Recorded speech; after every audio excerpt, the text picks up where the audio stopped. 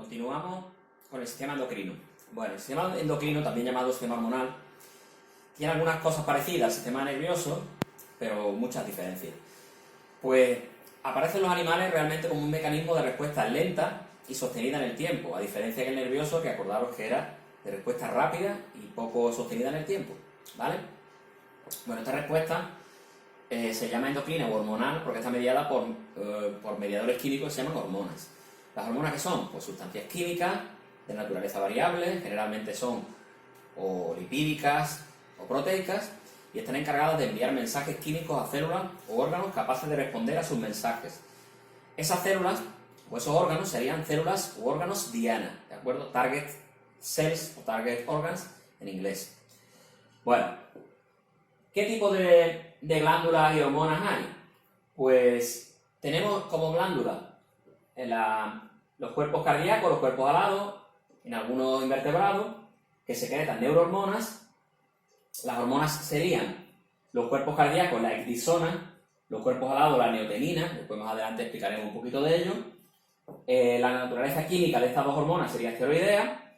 En el caso de la ecdisona, es la hormona típica de la muda. Bueno, ¿qué es la muda? Bueno, el insecto la muda es cuando tiene que cambiar el exoesqueleto, ¿de acuerdo? El exoesqueleto de quitina. Y después, la neotenina mantiene el estado juvenil, quiere decir pues, que el individuo está en estado larvario. Mientras esta hormona esté alta, pues no pasará a estado adulto. Otras glándulas típicas son las adenohipófisis, que generan neurohormonas producidas en el hipotálamo y almacenadas en la adenohipófisis. Algunas de ellas serían la oxitocina, que es la hormona encargada de la contracción uterina, las contracciones que generan el parto, por ejemplo, y de la expulsión de leche.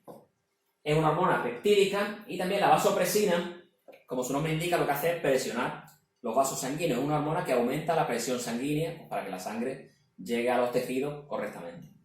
Y es oligopeptídica. Diferencia entre péptido y oligopéptido, por la cantidad de aminoácidos. En un oligopéptido pues son menos aminoácidos. También, hormonas producidas por la adenohipófisis sería la somatotropina, o hormona del crecimiento, que es peptídica y, como su nombre indica, controla el crecimiento y también en los vertebrados adultos pues los procesos de creación muscular. En cuanto a la neurohipófisis, serían hormonas que se producen ahí mismo en la neurohipófisis, como la prolactina, el TSH, la ACTH y las gonadotropinas. La prolactina es una hormona peptídica, que su nombre indica, prolactina, a favor de producir pues, la leche materna en este caso. La TSH sería la hormona estimulante del tiroides, o Thyroid Stimulating Hormone, que es glucoproteica y estimula la glándula tiroides, muy importante para los procesos metabólicos, que veremos más adelante. La ACTH es la hormona corticotrópica o estimulante de la corteza adrenal, y lo que es un polipeptídica también y estimula las glándulas suprarrenales, unas glandulitas que hay encima de los riñones y que generan hormonas tan importantes pues, como la adrenalina, la noradrenalina o los corticoides, muy importantes para el control corporal. Por último, la gonadotropina es una glucoproteína y estimula las gónadas. Las gonadotropinas estimularán las gónadas tanto masculinas como las femeninas, además son las mismas, ¿de acuerdo? Tienen nombres, como ya veremos más adelante, relacionadas con el ciclo ovárico femenino, como la FSH, hormona estimulante del folículo, o la LH, hormona luteinizante, pero en hombres también estimulan la producción de espermatozoides y la generación de hormona masculina. Bueno, otras hormonas y glándulas. La tiroides, como decíamos, no la estimulante de la tiroides, en este caso la tiroides produce la tiroxina, que es peptídica y estimula en general el metabolismo. Realmente una persona que tiene hipertiroidismo pues tiene su metabolismo acelerado, es típica persona que es muy nerviosa, que come mucho y no engorda, ¿de acuerdo? Lo quema todo, y en cambio cuando tiene baja actividad de la tiroxina, pues le ocurre todo lo contrario, que está siempre como muy cansado, tiene poca energía y tiene tendencia a engordar aunque no coma mucho. La calcitonina es una hormona peptídica que estimula la liberación del calcio y junto con la hormona paratiroidea de la paratiroide, que son unas glandulitas que hay alrededor de la tiroides, una estimula la secreción de calcio y otra inhibe la liberación de este calcio, y lo que hace es regular las cantidades de calcio que se absorben a nivel intestinal. En el páncreas tenemos dos tipos de hormonas, la insulina, y el glucagón, ambas polipeptídicas, favorecen la insulina, la absorción de glucosa en las células, por eso las personas que tienen diabetes tienen falta de insulina, lo que hacen es que no se produce esa absorción y por tanto la sangre tiene un aumento anormal de glucemia, de glucosa, y en cambio el glucagón favorece la liberación de la glucosa del glucógeno. ¿Qué es el glucógeno? Bueno, el glucógeno lo tenéis que saber porque lo hemos visto este curso, pero bueno, os recuerdo, el glucógeno es el polisacárido de reserva de glucosa que tenemos los animales, normalmente en el hígado para todo el cuerpo, en el músculo solo para el músculo. Cuando tenemos niveles bajos de glucemia porque no hemos comido, el cuerpo, para no perder perder tonicidad ni concentración de glucosa, lo que hace es liberar glucosas de los extremos del glucagón. Hace romper las uniones glucosa-glucosa y esa glucosa va a la sangre. La insulina lo que hace realmente es abrir unos canales celulares para introducir la glucosa que hay en sangre dentro de la célula. Bueno, por tanto, ambas A2 tienen un comportamiento antagónico, significa que una hace una cosa, otra hace la contraria, y regula las concentraciones de glucosa en sangre. Muy importante, pues porque si nos vamos por arriba o por debajo del límite tenemos problemas severos. Si es por encima tendremos problemas a medio o largo plazo. Si es por debajo vamos a tener problemas automáticamente. Vamos a tener un coma diabético. Los comas diabéticos no se dan por tener un exceso de glucemia, se dan por tener una baja glucemia, por tener hipoglucemia y podemos morir al instante. Las hormonas suprarrenales, las glándulas suprarrenales, generan, entre otras, adrenalina, la noradrenalina, que no viene ahí también, bueno, porque es un cuadro, digamos, simplificado, ¿no? Y el cortisol, que es la adrenalina es una catecolamina, es un derivado aproximadamente de un aminoácido, y lo que hace es aumentar el consumo de glucosa y la actividad cardíaca, lo que es un activador metabólico general. Lo que hace es que nos pone en estado de alerta, nos hace contraer la musculatura, dilatar las pupilas, estar en estado de alerta, tener miedo, vamos. Y después el cortisol es una hormona esteroidea, derivado del colesterol, o parecido al colesterol, mejor dicho, derivado de una molécula que se llama estireno. Estireno es el nombre fácil. El nombre difícil es ciclopentanoperidrofenantreno, bueno, que hace referencia a cómo es la molécula. Interviene en el metabolismo de los glúcidos, entre otros, muy importante. Bueno, el cortisol lo utilizamos nosotros, depende, la hidrocortisona, por ejemplo, la utilizamos como activador metabólico general. Cuando una persona está muy mala, una enfermedad que no se sabe lo que es, si se quiere que se mejore, se le pone cortisol, porque va a mejorar. Se le pone hidrocortisona, porque va a mejorar. Lo que pasa es que esto no te va a curar, simplemente va a activar el metabolismo. Bueno, pues realmente todas las hormonas estas actúan en situaciones de estrés. El cortisol ahora está muy de moda porque está de moda también eso de los ayunos, ¿no? Que si es bueno, que si es malo. Bueno, el cortisol tiene una relación con la insulina también y con el glucagón. Me explico. Cuando tú tienes un estado de ayuna, el cuerpo empieza a producir glucagón, lógicamente, para producir glucosa. Llega un momento en el que no es suficiente, porque nuestra reserva de glucógeno está diseñada para aguantar como 15 minutos. Entonces nosotros por la mañana, si en 15 minutos no desayunamos, empezamos a utilizar otras cosas. En principio, guay, ¿no? Porque empezamos a gastar grasa y tal. Bueno, no tan guay. ¿Por qué? Porque entra nuestro amigo el cortisol y empieza a intervenir en el metabolismo de los glúcidos, entre otros. Entre otros significa que moviliza toda la reserva energética. Claro que puede movilizar grasa, pero también va a movilizar proteínas. ¿Y cuáles son las proteínas que más nos sobran? Pues las del músculo. Por lo tanto, vamos a perder musculatura y vamos a generar una tendencia a tener diabetes. ¿De acuerdo? Por tanto, eso del ayuno no es una buena idea. ¿De acuerdo? Por mucho que digan, no, el ayuno interrumpido es bueno y tal, no hay base científica ninguna. Me parece pues una gilipollez. ¿Para qué vamos a decir otra cosa? Tipo de glándula. Bueno, ¿qué es una glándula? Pues son un agrupamiento de células encargadas de producir las hormonas. Y esas células pueden ser independientes o agruparse formando glándulas. Una glándula sería un órgano encargado de sintetizar hormonas. Y pueden ser, si es una glándula endocrina, por supuesto, hay glándulas que son exocrinas. Diferencia. Las endocrinas vierten a la sangre, producen hormonas. Las exocrinas vierten al exterior o a zonas, a tubos interiores, como puede ser el tubo digestivo. Bueno, seguimos. Pueden ser estructuras muy sencillas, decíamos, esta glándula, formadas por unas pocas células secretoras, o estructuras muy complejas formadas por gran cantidad de células y evidentemente con funciones más diversas, más complejas. Según el tipo de secreción, hemos estado diciendo antes, pues serían endocrinas, exocrinas y mixtas. Endocrina vierten su secreción a la sangre. En la sangre, en el caso de los vertebrados, claro, si tenemos otro fluido circulatorio, pues a ese, ¿no? Por ejemplo, serían las hormonas secretadas por la hipófisis. Las exocrinas verterían, como he dicho antes, su secreción al exterior o a una cavidad, como ocurriría en las secreciones del aparato digestivo, tanto del estómago, intestino, hígado, etc., como al exterior, lo que llamamos feromonas. La feromona es lo que atrae el olor, por ejemplo, lo que se elimina en el olor de un animal que atrae a un animal de otro sexo de la misma especie. Después hay una glándula que es mixta, o glándulas mixtas, que una parte de su secreción es endocrina, que va a la sangre, son hormonas, y otra exocrina. La que tenemos en nuestro cuerpo es el páncreas. ¿Por qué es endocrina? Pues porque produce insulina y glucagón, lo hemos visto antes. ¿Por qué es exocrina? Pues porque produce los llamados jugos pancreáticos, que son vertidos al duodeno. Por tanto, pues tenemos las dos posibilidades.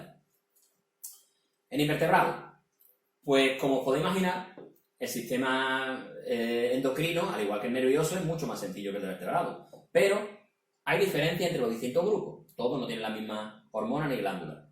Algunos ejemplos: las llamadas células neurosecretoras, que producen sustancias hormonales, y en los sistemas más sencillos, las células nerviosas mismas de las redes difusas o de los ganglios. Recordaros los tipos de sistema nervioso que había: redes ganglionares, redes difusas, etc. Producen hormonas relacionadas con los procesos de regeneración, crecimiento, etc. Entonces están muy relacionados ambos sistemas. Hay también los llamados órganos neuroemales y las glándulas endocrinas. Serían órganos neuroemales, serían estructuras nerviosas conectadas directamente con glándulas endocrinas, como el caso de la hipófisis de vertebrados. Lo que pasa es que aquí estaríamos hablando pues, de otras estructuras en invertebrados.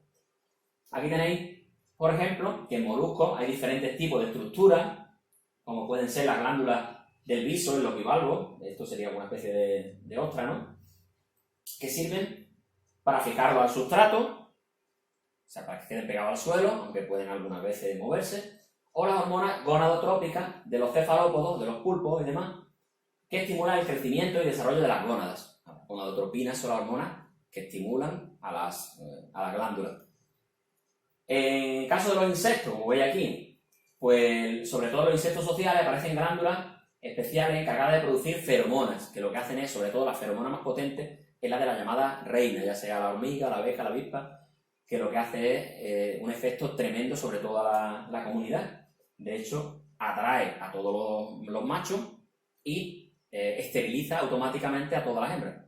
La única hembra que es fértil en una colmena o en un hormiguero sería la reina, ¿de acuerdo? Por eso se llama la reina. En los crustáceos, pues encontraríamos, en el caso aquí del cangrejillo unas glándulas que se llaman